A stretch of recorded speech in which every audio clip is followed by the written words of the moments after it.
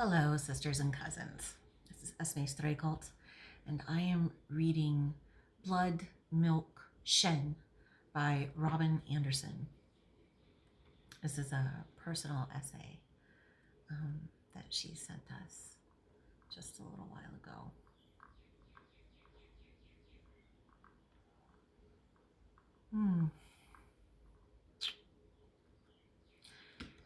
3 a.m. and it's either too cold to sleep or too hot.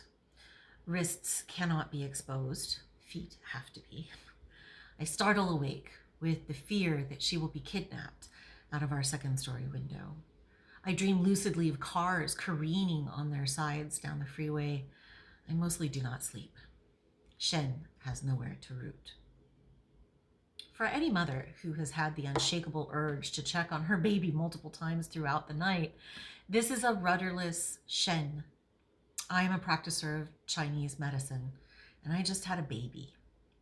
I know some things, but at 3 a.m., I am not sure it matters. For instance, I know that the health of one's spirit, or Shen, is so closely tied with one's blood that it is impossible to speak of one without the other.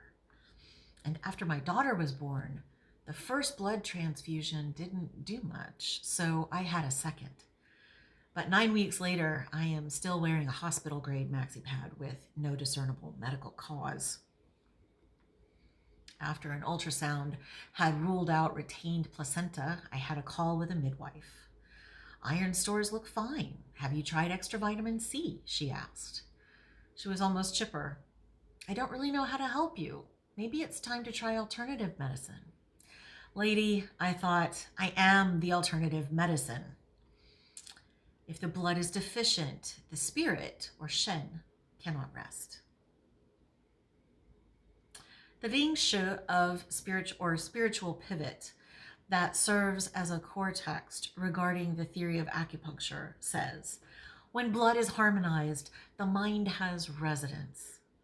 It is said that the mind is housed or embraced by the nurturing, nutritious fluid, particularly at night. Putting aside my Shen, I also need to produce breast milk with this blood-deficient body. It hasn't been going well. From my studies, I cannot unknow the blood-milk-Shen connection, and I currently cannot keep blood in my body. In Western physiology, my floating Shen and flimsy milk supply were considered mostly neurological issues, separate symptoms, not connected to each other in any concrete way, utterly banal in their universality. Nothing much to see here. Take some Unisom as needed and keep pumping. The circular relationship between supply and demand from the baby's mouth to the mother's hypothalamus via the nipple describes the lens that most medical professionals operate under, with vague references to the impacts of stress and nutrition. But essentially, more stimulation equals more production. Not untrue, but not complete. Here's what I know. Breast milk is a product of the transformation of qi and blood. Without qi, breast milk cannot be transformed, and without blood, it cannot be generated. Fu Qingzhu's gynecology. Milk cannot be generated, I hear it in my head as I lay a towel down over the mattress to prevent another rust-colored stain. I am not generating milk. My new mother thoughts are macabre instead of cute and cuddly, red, wet, obsessive. Blood running in rivulets, thick pools of red, building blocks of mother's milk, scaffolding of the mind, transporter of oxygen, nutrients, and warmth. I miss it. If the mother's well-being is meant to be the pillar of a healthy family, then we are in trouble. Shen has nowhere to root, I think, in the dark, between nightmares. There is not enough blood to hold Shen. The mind has no residence.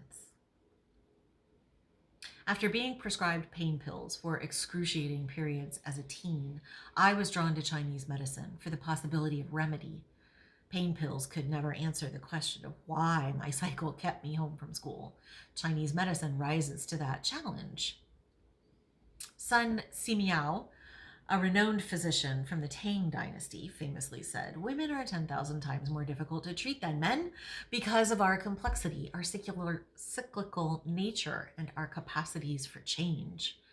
Because medical dismissal has happened to me at such an early age, the honor of being regarded as intriguing rather than a nuisance created a profound relief I could feel in my bones. The significant blood loss I experienced monthly as a girl meant something in this world, aside from practical matters of iron stores and hemocrit. Blood in Chinese medicine influences cognition, mood, strength of voice, sleep, vision, both physical and metaphorical, relationship patterns, dreams, motivation, ability to love and to receive love in return. It is known as one of the 5 vital substances of the body, not just in volume, but in quality. Taking my place in the clinician's seat, I have heard everything from menstrual blood being dry and flaky in the underwear to thick and clumpy, like strawberry jelly. These variations reflect different constitutions. The basics of physiology, boiling down to damp versus dry, hot versus cold, excess versus deficiency. The continuum from yin and yang, blood and qi. Postpartum, I didn't have enough of anything. There was no continuum to be on. I lost so much blood. I lost too much blood, then was too weak from the birth itself to effectively manufacture more. Qi was deficient. The life force that holds blood in the body circulates it and proliferates more. I was a week in the hospital, never a moment's peace, no sleep for longer than a few hours without a nurse poking at me. I could not recoup what was lost. Prior to birth, I figured my master's in Chinese medicine would buffer the pitfalls and failures of birth in North America. An ace up my sleeve, I thought. I'll be fine. I know a lot. But a new mother cannot care for herself regardless of how much she knows. I left the hospital with the infant car seat bumping my leg, initiating the modern American mother's ritual of being released into the bright, normal world, stunned and bleeding, with vague recommendations to rest and eat well. My first meal at home was a frozen pizza. I stood barefoot on the cold kitchen floor waiting. I inexplicably told my husband I would handle dinner. He didn't know. He should have guided me back to bed. He believed me when I said I wanted to be in the kitchen, shivering. I believed me too. Of course, I knew about the traditional cultures that emphasize specific postpartum nutritional protocols, the Chinese congee, the Mexican atole. They all share an emphasis on warming, soupy meals of rich in collagen that are cooked until the ingredients are falling apart, nutrients easy to assimilate for a new mother, with her tender organs still smashed up to her ribs. I truly believed I would be the one making those meals for myself. I didn't know the vision of this robust woman at the stove, a baby in one arm, a ladle in the other, reflected not a symbol of empowerment. It reflected a normalized dearth of care for new mothers, a kink in the divine plan of procreation that had plagued women in my family, my culture, and community for generations now. I didn't know how much blood I was going to lose. So the fact that I am awake is irrelevant really, because I have the alarm set for 3:30 a.m. when I will pick up my shipwrecked body and sit her on the cold edge of the bathtub. I will hook up plastic pieces to my breasts, the hospital grade pump with incomprehensible tubing, knobs, and funnels, and pray for at least 2 ounces.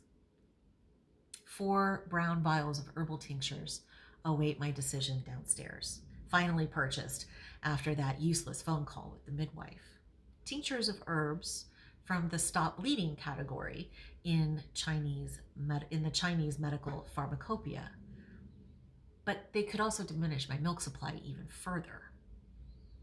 I want to bounce this decision off someone, but herbs are not in anyone on my care team's scope of practice. Plus, they're dead to me anyway.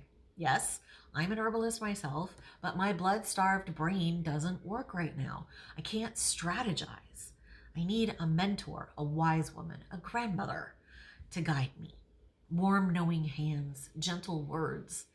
Instead, I have been offered birth control and antidepressants, but no real plan for the continuous loss of fluid, nutrients, and raw material for sustaining life. My life, that is blood.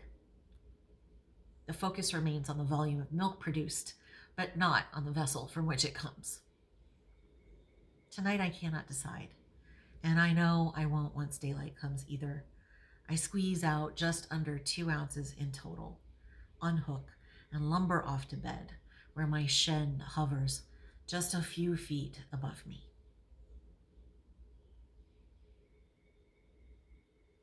Thanks for joining us. This has been Esmée Strakelt, reading for Robin Anderson, who is a new mother and who I hope is back at it and feeling very, very in residence indeed. See you next time.